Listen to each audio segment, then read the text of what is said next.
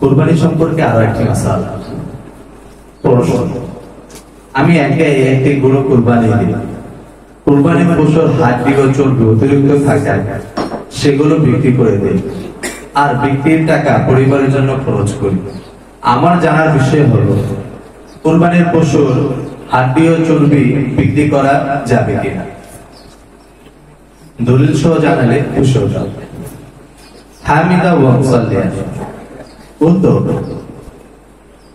জি না, হাড্ডি ও চর্বি বিক্রি করা যাবে না।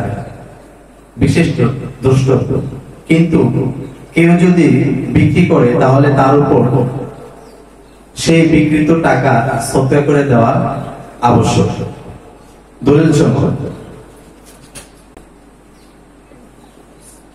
মাকতাবাতুল আতিক থেকে প্রকাশিত বাদায়ে সনায়া এই কিতাবের 6 নম্বর খণ্ডে 317 নম্বর পৃষ্ঠায় মুসান্নিফ রাহমাতুল্লাহি আলাইহি তাআলা বলেন, ওয়ালা ইয়াহিল্লু বাই'উ জিলদিহা ওয়া শাহমিহা ওয়া লাহমিহা ওয়া আদরাকিহা।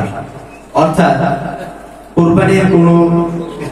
কুরবানির পশুর চামড়া, তার চর্বি এবং তার গোশত এবং তার কোনো অংশ বিক্রি করা জায়েজ নেই।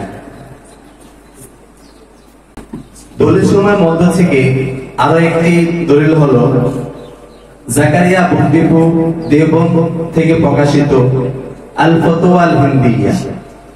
এই গ্রন্থের 5 নম্বর খণ্ডের 348 নম্বর পৃষ্ঠায় মুসান্নিফ রাহমাতুল্লাহি তাআলা আলাইহি বলেন, ওয়ালা ইয়াহিল্লু বাই'উ শাহমিহা ওয়া আতরাফিহা ওয়া রা'সিহা ওয়া সুফিহা। যার অর্থ হলো কুরবানির পশুর চর্বি বা কুরবানির পশুর কোনো অংশ অথবা তার মাথা অথবা তার পশম বিক্রি করা জায়েজ নেই। তেমনি ভাবে আরেকটি দলিল হলো মুগনি কিতাব থেকে, যে কিতাবটি প্রকাশিত হয়েছে দারুল হাদিস কাহিরা থেকে। এই কিতাবের 13 নম্বর খণ্ডের 136 নম্বর পৃষ্ঠায় মুসান্নিফ রাহমাতুল্লাহি তাআলা আলাইহি বলেন, আন্নাহু লা ইয়াজুযু বাই'উ শাইইন মিনাল উদহিয়া। ওয়া ক্বালা আহমদ রাহিমাহুল্লাহু তাআলা লা ইয়াবি'ুহা ওয়া লা ইয়াবি'ু শাইআন মিনহা। অর্থাৎ কুরবানির পশুর কোনো কিছুই বিক্রি করা যাবে না। ইমাম আহমদ রাহমাতুল্লাহি তাআলা আলাইহি বলেন, কুরবানির কোনো অংশ বিক্রি করা যাবে না এবং তার কোনো কিছু। ইমাম আহমদ রাহমাতুল্লাহি তাআলা আলাইহি বলেন, কুরবানির পশুর কোনো অংশ বিক্রি করা জায়েজ নেই। তেমনি ভাবে আরেকটি কিতাব আল মাওসুআতুল ফিকহিয়া, এই কিতাবটি প্রকাশিত হয়েছে ওয়াজারাতুল আওকাফ। সেখানে এই কিতাবের 5 নম্বর খণ্ডে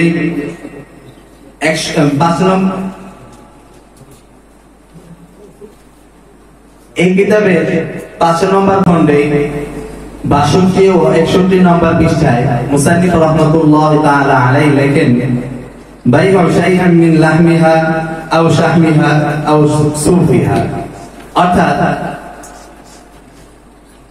কুরবানির পশুর চর্বি, চামড়া বা তার গোশত অথবা তার পশম বিক্রি করা জায়েজ নেই।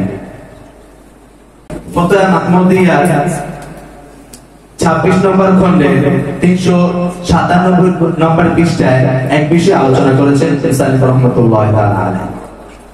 দলিল সমূহের মধ্যে থেকে আরেকটি দলিল হলো আহসানুল ফতোয়া, যে কিতাবটি প্রকাশিত হয়েছে জাকারিয়া মাকতাবা থেকে।